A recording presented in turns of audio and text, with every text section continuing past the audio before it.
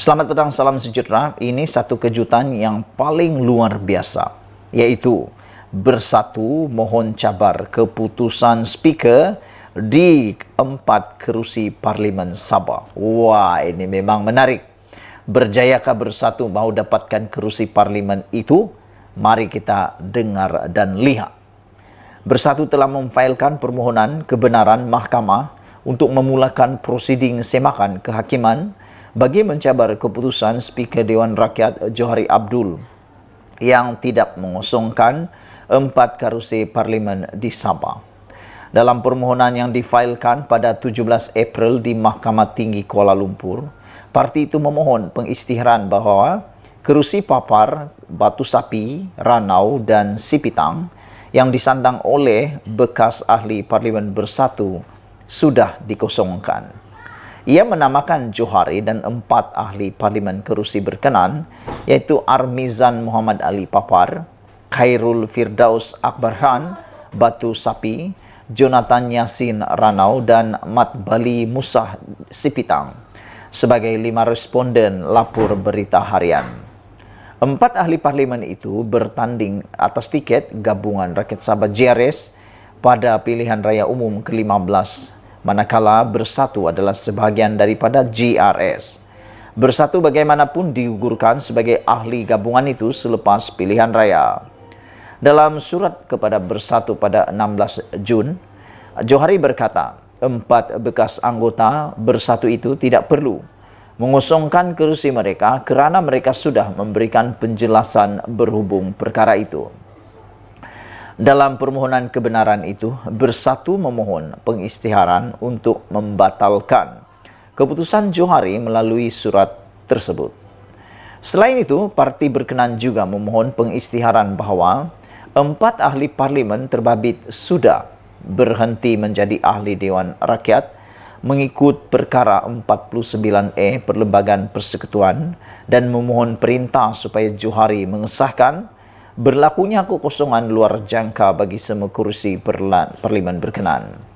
Bersatu turut memohon perintah supaya Johari memaklumkan Suruhanjaya Pilihan Raya SPR mengenai kekosongan itu dalam tempoh 21 hari dari perintah terbabit. Sekiranya kebenaran diberikan dan sementara menunggu pendengaran semakan kehakiman, Bersatu memohon perintah penzahiran supaya responden mengemukakan kesemua surat menyurat dan rekod kepada dan daripada Johari berhubung maklumat dan penjelasan mengenai pemberhentian semua ahli Parlimen terbabit, pengesahan bahawa tiada berlakunya kekosongan luar jangka.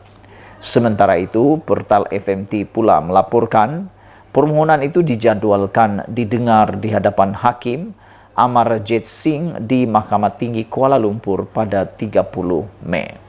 Saudara-saudara sekalian, saya fikir mungkin ini adalah peluang terakhir untuk Parti Bersatu mahu mendapatkan 4 kerusi Parlimen yang sebelum ini dimiliki oleh Parti Bersatu tetapi bersama atas tiket GRS. Ini satu isu yang memang menarik. Dan pada pendapat saya, tiada harapan untuk Bersatu mau menang dalam kes ini kerana ianya telah disahkan oleh oleh Speaker Dewan Rakyat. Dan untuk makluman, Speaker Dewan Rakyat juga adalah orang yang berkuasa menentukan keputusan. Sekian dulu untuk kali ini. Jangan lupa share video ini, ikuti terus ulasan selepas ini. Selamat petang, salam sejahtera. Terima kasih kerana bersama dengan saya di Nazilin Unity Channel. Baru-baru ini kita digemparkan dengan berita bahawa ada desas-desus mahu menggulingkan kerajaan perpaduan. Yang menariknya dalam desas-desus itu ialah dikatakan bahawa yang akan membiayai perjuangan mau menggulingkan kerajaan pimpinan Anwar Ibrahim itu ialah dalam laporan portal itu kononnya akan dibiayai oleh Tun Mahathir dan Daim Zainuddin. Mereka kata tulisan portal itu menulis bahawa Mahathir Mohamad dan Daim yang akan membiayai kerana akaun Bersatu pada waktu ini telah dibekukan. Jadi mungkin tidak mampu untuk membuat pembelian ahli parlimen ataupun membayar apa dalam langkah menumbangkan kerajaan tersebut. Namun demikian, dua orang pemimpin besar telah pun menyatakan ianya adalah hanya kabar angin. Tapi yang saya kata sebelum ini, kabar angin jangan terus dibuang. Faisal Azum mengatakan itu semua adalah tidak berasas.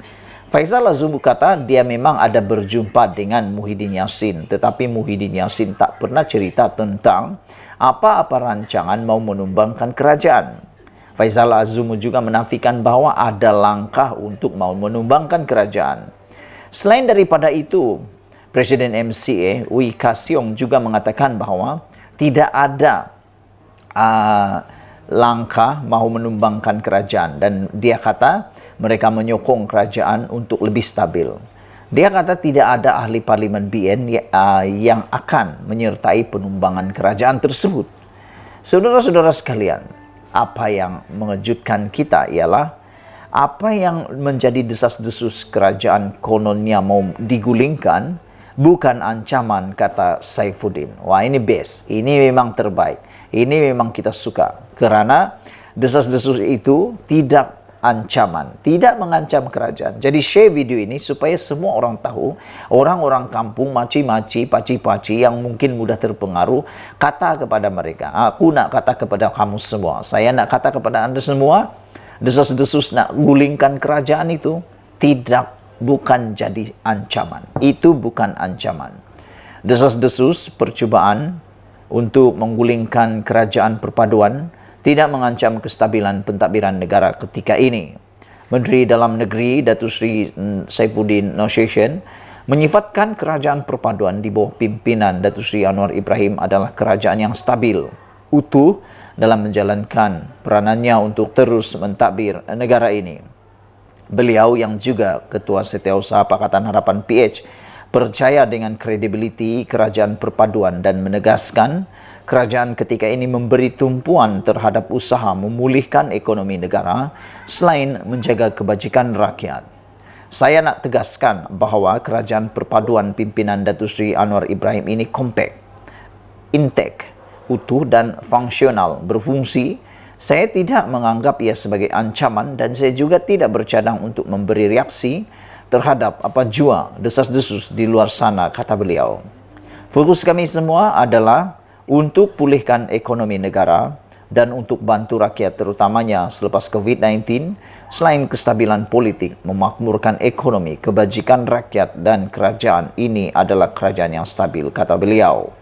Beliau berkata demikian ketika diminta mengulas laporan sebuah portal berita yang mendakwa wujud cubaan untuk menggulingkan kerajaan perpaduan di bawah pimpinan Anwar sebagai Perdana Menteri.